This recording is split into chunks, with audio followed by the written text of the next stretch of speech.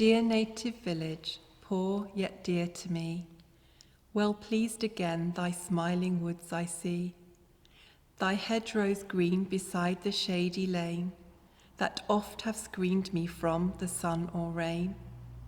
Now I again behold the straw-roofed cot, the pile of faggots and the garden plot. Again I see my happy childhood's home, still dear to me, whatever change may come. Here was the green whereon I've often played, or sat and caps and whips of rushes made, and the old gate on which we used to swing, that old clap gate, a loved and valued thing. How have I breathless ran to ope thee wide, if I by chance a coming horseman spied, from one perhaps a penny we might gain, or promise of one when he came again.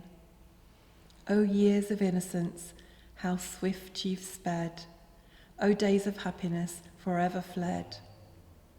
Here in this cot once lived an ancient dame, whose pastry through the village spread her fame. How have I stood and looked with longing eyes, when she displayed her prunes, her cakes and pies. Just down the road beside the bowling green, the weather-beaten signpost still is seen. No artist's labour could the host afford, but 3 hot horseshoes branded on the board.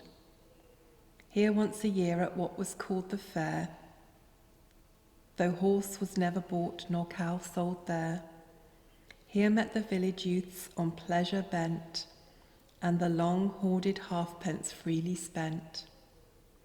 The stalls were doors placed on a barrel's head, with cakes and sweets and penny whistles spread. In the old parlour was the rustic ball, shone on by candles stuck against the wall. And on the green was seen the crowded ring, where wrestlers tugged, each tried his man to fling. And youth feels proud when age his skill approves, pleased by sore legs to win a pair of gloves. In the old kitchen by the chimney wide, with foaming ale in good stone mugs supplied, the old folks talked of times when they were young, and the same songs year after year were sung. Lord Bateman, Spanking Jack, and Black-eyed Sue, Will Watch and Crazy Jane and Bonnets a Blue. 'Twas here the jolly hostess sat and smiled, whilst on the ample grate the logs were piled. Here was the roasting jack with wheels and weights, and on the dresser shone the pewter plates. And still the peaceful brook doth gently run, now hid in shades, now sparkling in the sun. Here are the pebbles at the bottom seen, and on it flows o'er weeds and cresses green. Where is the rustic bridge by which 'twas crossed? Alas, the plank, the rail, and stile are lost. The footpaths leading through the fields and grove, where once a careless boy I loved to rove, are overturned by the encroaching plough. And should I trespass if I walked there now? Ye fields and woods, ye haunts of early days, scenes of my rambles, pleasures, and my plays, how often have I strolled ye round and round, and feasted on the berries I have found. How have I scratched my hands and torn my clothes, in search of sour crabs and jetty sloes. And I have wandered through the gloomy wood, and robbed the squirrel of his winter's food, or cut the sallows from the leafy shade, and strawberry pottles of the peelings made. Oh, when the melting fruit has met mine eyes, my heart has bounded at the ruddy prize. The honeysuckle's flower that twined the thorn, I've carried home our cottage to adorn, and through the house they shed their sweet perfume, and well my mother loved their fragrant bloom. My mother, oh my mother was to me all that a mother could or ought to be. 'Twas thou, my mother, taught me first to write, and told me in my books to take delight. Unceasing was thy love and care for me. I all my little learning owe to thee. The grass is growing green above thy grave, and green the chestnut trees that o'er thee wave. Over thy sleeping dust no tomb, no stone, no sculptured marble, and thou needest none. Thy love to me is on my memory traced, in lines too deep e'er to be erased.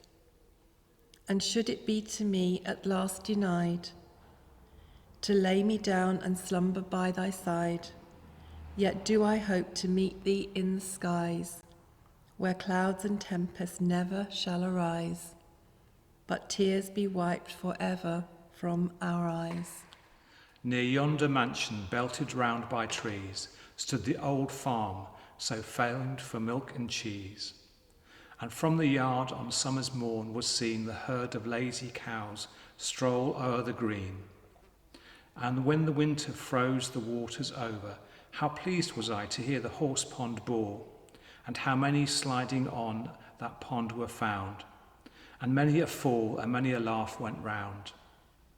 Sometimes the ice was broke beneath our weight, and then we shivered, mourned our hapless fate. We must then not go home with dripping clothes, and water gushing from our sodden shoes. What's to be done? The blacksmith's shop is nigh, and we'll sit by the fire until we're dry. Well I remember now that old shop door, with brands and horse nail stumps bestudded o'er, and from the light on a winter's night, across the road was thrown a steady stream. I loved to hear the heavy anvil ring, the roaring bellows and the workmen sing. The rising wreaths of smoke I loved to see curl slowly upwards by the great ash tree. Nor have I yet forgot a man uncouth, for once he put tobacco in my mouth. His beard unshaven and his features grim, and every child I knew then feared him. And noisy children oft would quiet be, if mothers said they sent for Dr. Key. Where are they now? Among the things that were, that time has pilfered from us year by year. And then I come, I surely find removed some familiar object which I loved. The old farmhouse where happy faces smiled, the stern old blacksmith, terror of the child, and young companions from my early day, like to a pleasant stream, have passed away. Across that garden that once was green, hemmed round the houses now and hardly seen, here the shoemaker plied his busy trade, here many pairs of heavy shoes were made.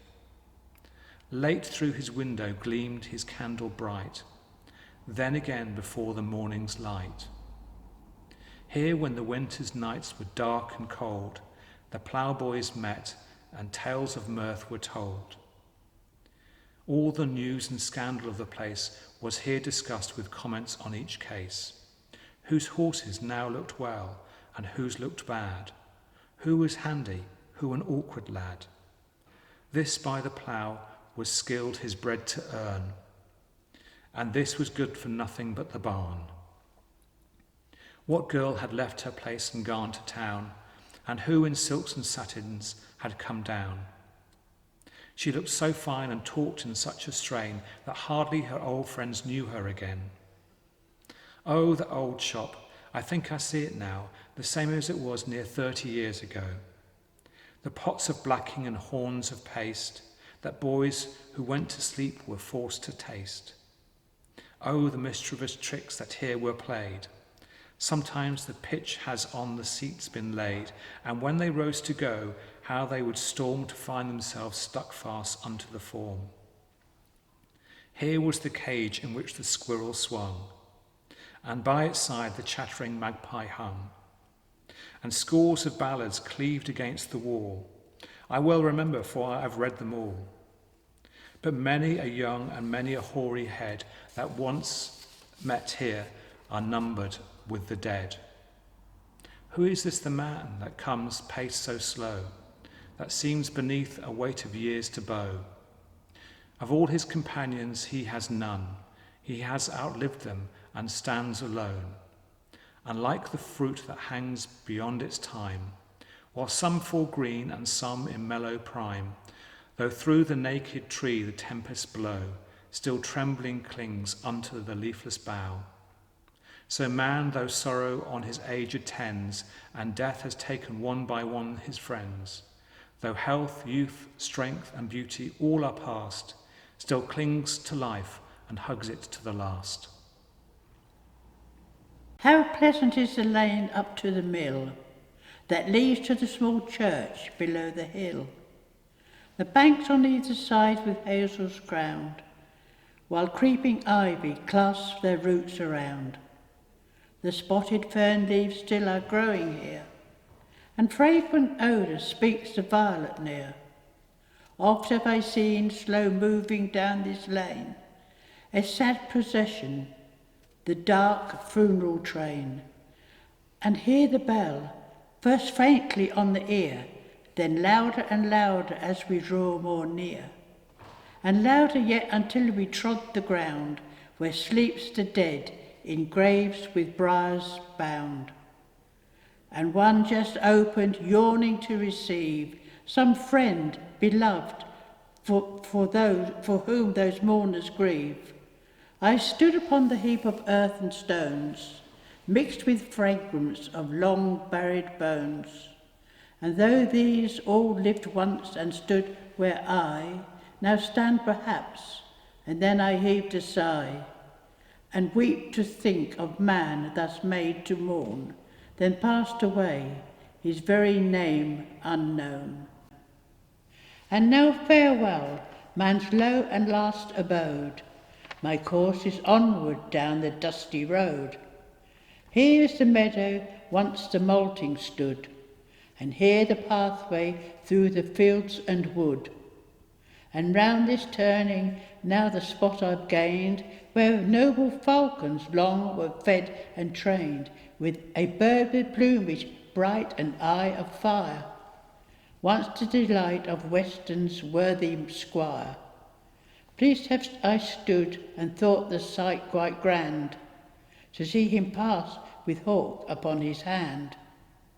He loved his ancient princely sport, loved long ago by knights and dames at court. I praise him for it, but I thank him more for all his kindness to the village poor. No theme more grateful could my thoughts employ, for I have shared his favours when a boy, and friends and kindred and my parents dead were by his Christian's beauty yearly fed. I know no village now that has such cheer on merry Christmas as the poor have here.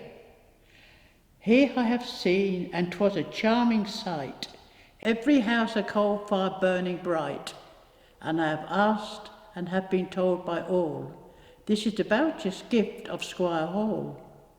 May heaven bless him as his years increase, and crown his latter days with joy and peace. But now the glorious sun is sinking low, the western clouds with gold and crimson glow. Over the woods the evening shadows creep, and every leaf has hushed itself to sleep. The dew is gently falling all around. Hark! For the wood those thrilling notes of sound. It is the nightingale that all night long pours to the moon her strains of lonely song. And now farewell, ye scenes of early days. Once more I've traced your fields and winding ways. And though I see such changes as I go, they're called improvements, and they may be so. Yet every stile and tree and hedge grow wild, so dear to me when I was but a child. Long passed away, forgotten by other men, I want to see them as I saw them then. But changes come to all, are come to me. I am not now what I once used to be. Still the feelings in my heart do dwell.